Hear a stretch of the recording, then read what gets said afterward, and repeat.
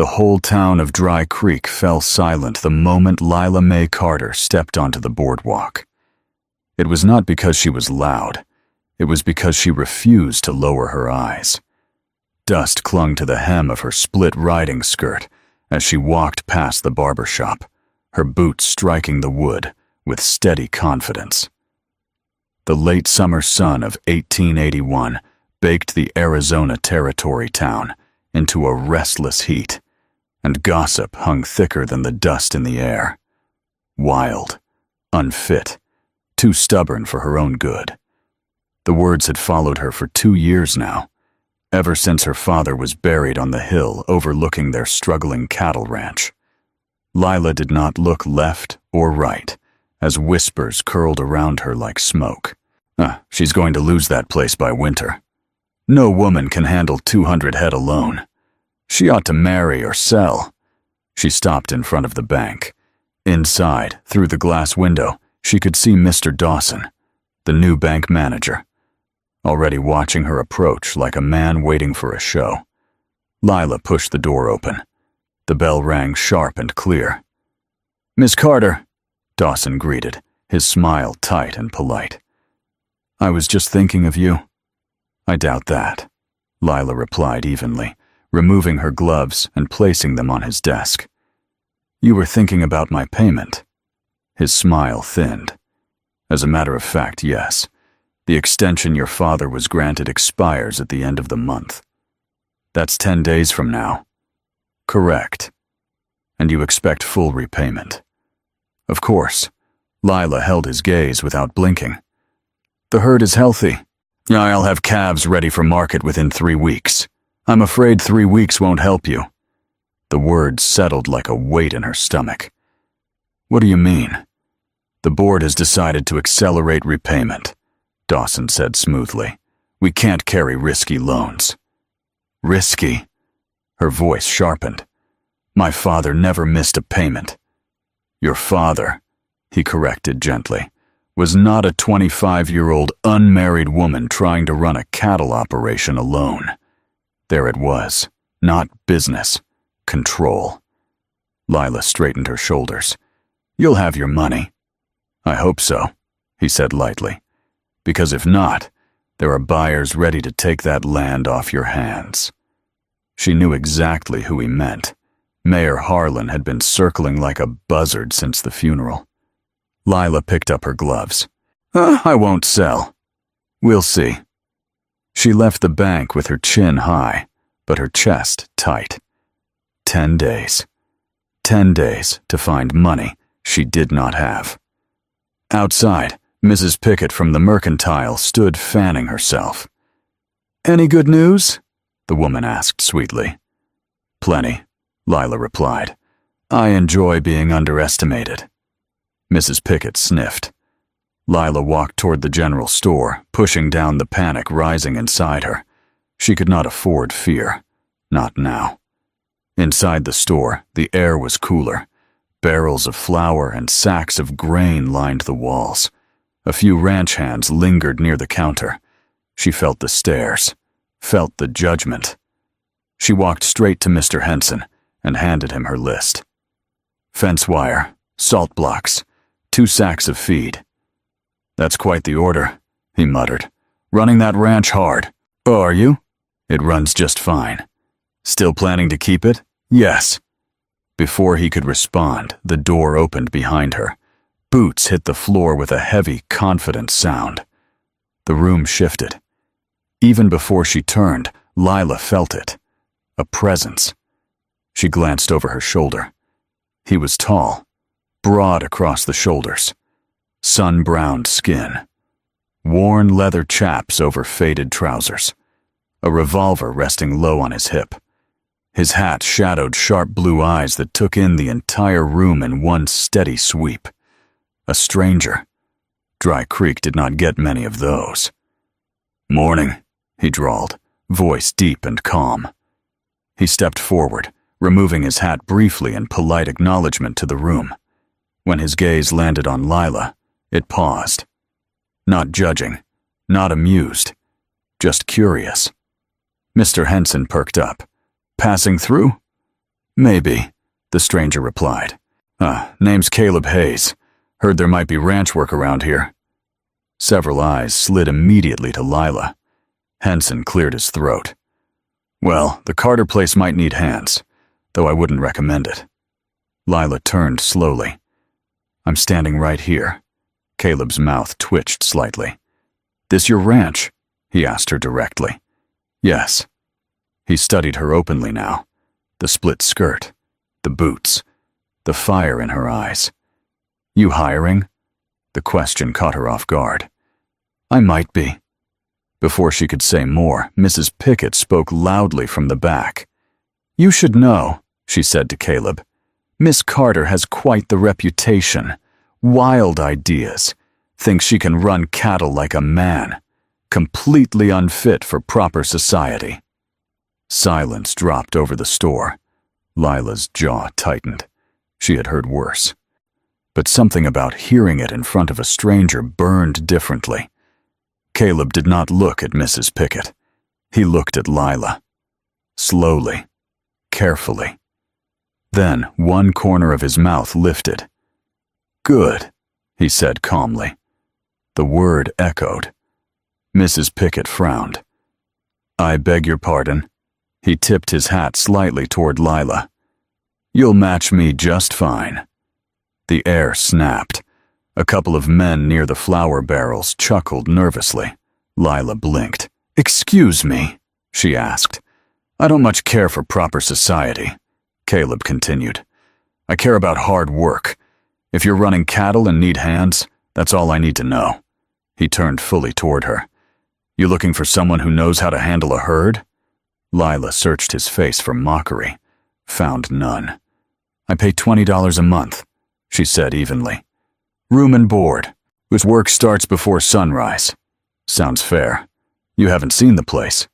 I rode past it on my way in, he replied. Fences need mending. Barn roof could use patching. Cattle look strong, though. Means someone's doing the job right. Her heart skipped once. No one in town had said that. Ever. Mrs. Pickett scoffed. You don't know what you're getting into. Caleb finally glanced her way. Ma'am, he said politely, I've never been afraid of a little wild.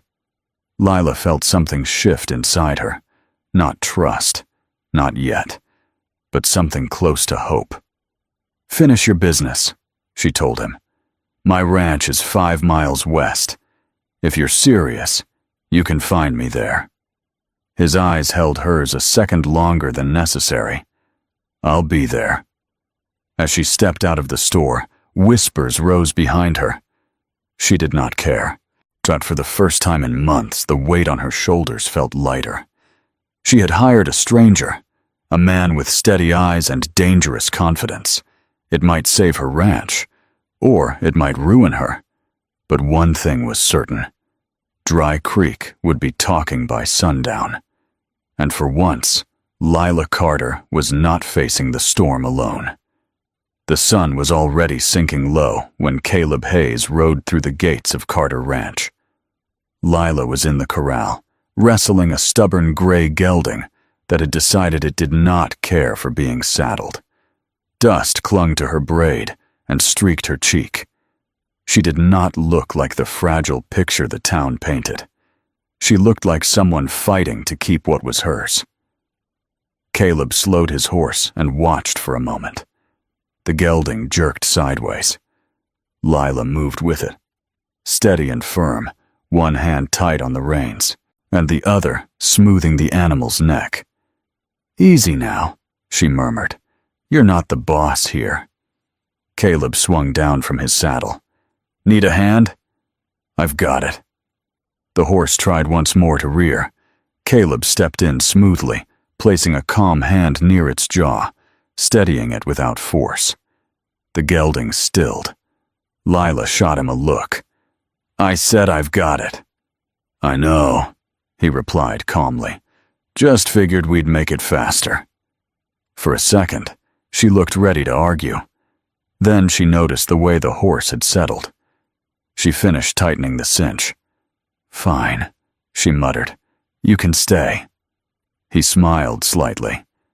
The ranch stretched behind her, smaller than it once must have been. Fence lines sagged in places. The barn roof dipped where storms had battered it. But the cattle in the far pasture looked strong and well-fed. "You weren't lying," he said. "You're doing the work. I don't lie." They walked toward the house together. The porch boards creaked under their boots. Inside, the home was plain, clean, practical. No lace curtains, no decorative plates. Just a sturdy table, a stove, and a rifle mounted above the door. "You live alone?" Caleb asked. "I've got old Tomas who helps when he can," she replied. "But his legs aren't what they used to be." "And no husband?" She stopped and turned slowly. "That your business?" "No," he said evenly. "Just making conversation." She studied him. "No husband," she answered finally. "No interest in one either." He nodded once. "Fair enough." She poured 2 cups of coffee and set one in front of him. "Here's the truth," she said. "I'm 10 days from losing this place, as the bank moved up my payment." "How much?" $200. He did not whistle, did not widen his eyes. He just leaned back slightly. "That's why you need hands," he said. "That's why I need everything." She met his gaze straight on. "I don't need saving. I need work done.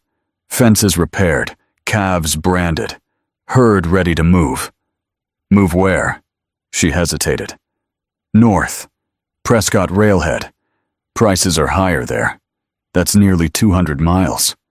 "I know." "With how many riders?" 2. Me and whoever I can get." Caleb's jaw tightened slightly. "That's a hard drive." "So is losing everything." Silence stretched between them. Finally he nodded. "Then we move the herd." She blinked. "You just got here." "And?" "You don't even know me." He held her eyes. I know enough." Something in his voice made her chest tighten. The next morning began before dawn. Lila stepped onto the porch, expecting to be first awake. Caleb was already at the fence line, hammering in new posts. She frowned. "You trying to show off?" "Trying to fix what needs fixing." They worked side by side through the morning sun. No wasted talk, no boasting, just steady labor. By midday, she had to admit something she did not want to admit. He was good, better than good. He handled cattle like he had been born in the saddle. He spotted weak fence lines before she did. He moved with quiet confidence, never questioning her authority. Not once. When she gave instructions, he followed them. When he offered advice, it was useful, not condescending. By evening, her shoulders ached, but her mind felt clearer than it had in weeks. They stood at the edge of the pasture, watching the herd. "They look strong," he said. "They are. Then why do you look like you're carrying the world?" She did not answer right away. "Because I am." He studied her profile. "You're not unfit," he said quietly. She laughed dryly. "You don't even know what they say." "I heard enough." She turned toward him. "And?" "And I think they're afraid of you." Her breath caught. "Afraid? Of someone who doesn't bow." The wind lifted loose strands of her hair. For a moment, neither spoke. Then, hoofbeats shattered the calm. A rider approached fast. Lila's stomach dropped when she recognized the bank manager's coat. Dawson pulled his horse to a stop in a cloud of dust. "Miss Carter," he called sharply. "We need to talk." She walked forward, chin high. "About what?" "Your loan. I've got 10 days. That was before this afternoon." Ice slid down her spine. "What are you talking about?" "The board reviewed your case again. Payment is now due in 5 days." 5? Her voice went cold. "You said 10. Circumstances change." "No," she said evenly. "You changed them. His eyes flicked to Caleb. "Careful who you bring onto your land, Miss Carter. You don't want your reputation getting worse." Caleb stepped forward slowly. "Sir," he said calmly, "her reputation seems just fine to me." Dawson's lips tightened. 5 days, he repeated, "or foreclosure begins." He turned his horse and rode away. Dust settled slowly in the silence he left behind. Lila stood very still. 5 days. Her chest felt tight, and her hands trembled slightly before she forced them still. Caleb moved beside her. "We'll make it," he said. "You don't know that." "I know you." She turned sharply. "You barely do." "I know you won't quit." For a second, she looked like she might break.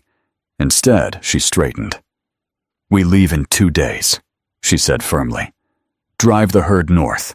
We make the railhead in time, sell fast, ride back." "That's pushing hard." "So am I." His eyes held hers. "You almost look excited." She gave a thin smile. "I am." "Why?" "Because they think I'll fail." His mouth curved slightly. "Good." She tilted her head. "Good? You'll match me just fine." Something flickered between them again. Stronger this time. Not just respect. Not just partnership. Something dangerous. Something neither of them named. But the sun dipped below the horizon. 5 days. 2 riders. 200 miles. A desperate gamble. And a cowboy who did not look at her like she was wild and unfit. He looked at her like she was exactly what he had been waiting for. "Wait, before we move on, what do you think about the story so far? Drop your thoughts in the comments, I'm really curious to know." The herd left Carter Ranch before sunrise. Dust rolled behind them as 180 head of cattle moved north under a sky painted in pale gold. Lila rode at the front. Caleb rode beside her. No speeches, no hesitation, just purpose. 5 days. That was all the bank had given her. 5 days to cross rough Arizona land, avoid storms, keep cattle together, and reach Prescott Railhead before foreclosure papers were signed in Dry Creek. The first day passed steady but tense. The cattle were strong, but pushing them hard meant risk. If they scattered, if one storm hit wrong, if a single steer broke a leg, she would lose time she did not have. By the second night, the air shifted. Clouds rolled in heavy and low. "Storm's building," Caleb muttered, watching the horizon. "We don't stop," Lila replied. "We don't have to stop, but we need to tighten the herd." Thunder cracked across the plains. The cattle grew restless. Rain fell hard and fast. Visibility dropped. The ground turned slick. Then it happened. One bolt of lightning split the sky so close it shook the earth.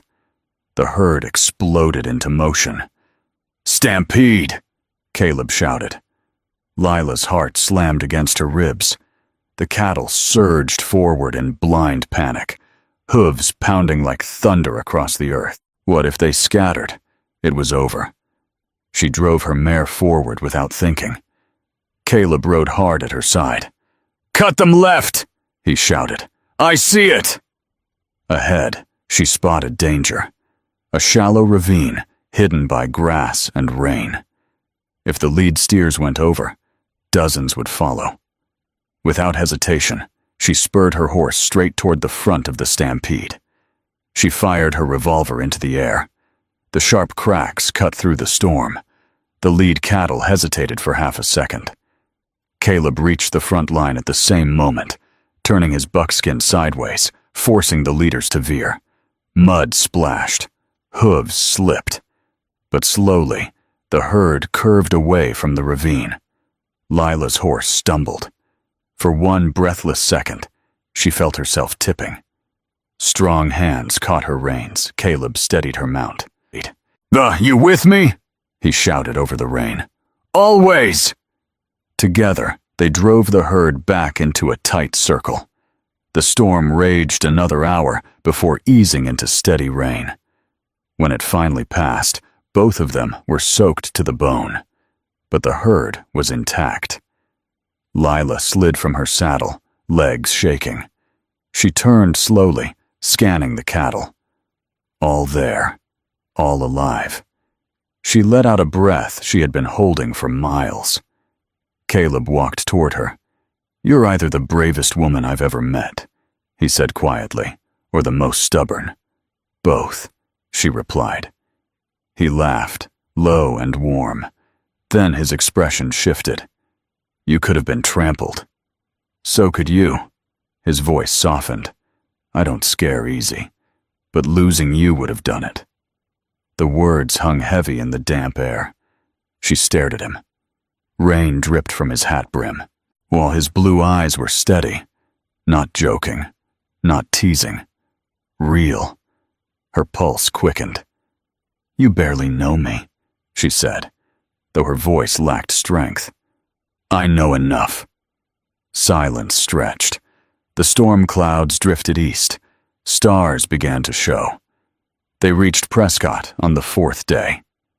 Dusty, exhausted, mud-streaked, but on time. The rail yard buzzed with activity. Buyers circled the herd, inspecting muscle, weight, condition. Lila stood tall through every negotiation.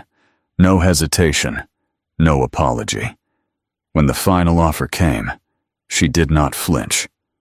$23 per head, more than she had hoped. Caleb watched her as she signed the bill of sale, watched the moment her fingers closed around the thick envelope of cash. She had done it, not because someone saved her, but because she refused to quit. They rode back hard, sat 2 days without sleep, worth mentioning. When they reached Dry Creek, dust followed them down the main street. Whispers rose immediately. She did not slow. She rode straight to the bank. Caleb dismounted beside her. Inside, Dawson looked up. His expression shifted from confidence to confusion. "You're back early," he said carefully. Lila stepped forward and placed the envelope on his desk. "Count it." He did. Twice. $200. In full. His face went pale. "Well," he muttered, "that's unexpected." "No," she said calmly. "It's earned." She took her receipt without another word. Outside, townspeople watched from the boardwalk. Mrs. Pickett stood frozen near the general store. Mayor Harlan lingered by the saloon doors. Lila stepped into the sunlight, head high. Caleb moved beside her. "Oh, you just made a lot of enemies," he said quietly. "I already had them." He smiled slowly. "You also made something else." "What's that?" "History." She looked at him. Something inside her felt different now. Not just relief, not just victory, freedom. "What happens now?" she asked. He held her gaze. "That depends." "On?" "Whether you want me to stay." The question settled deep in her chest. For years, she had convinced herself she needed no one. That independence meant isolation. That love was weakness. She looked at the ranch land stretching west beyond town, then back at him. Strong, steady, unafraid of her fire. "You still think I'm wild?"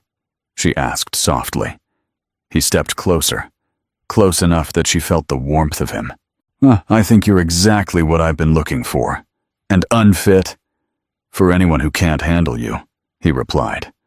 "But for me?" His hand brushed hers. "Perfect." The town watched. Whispers rose again.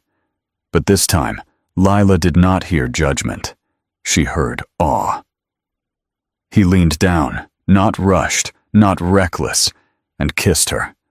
Not to claim her, not to silence the town, but because she chose him, and he chose her. When they broke apart, she smiled. "I guess you were right." "About what?" "Good," she said softly. "You'll match me just fine." A year later, Carter Ranch doubled in size. 3 years later, the town no longer called her wild with disapproval. They called her wild with respect. And every time someone whispered that she had been unfit for society, the cowboy beside her would just smile. Because sometimes, the world is wrong. And sometimes, two people who do not fit the mold fit each other perfectly. And that is more than enough.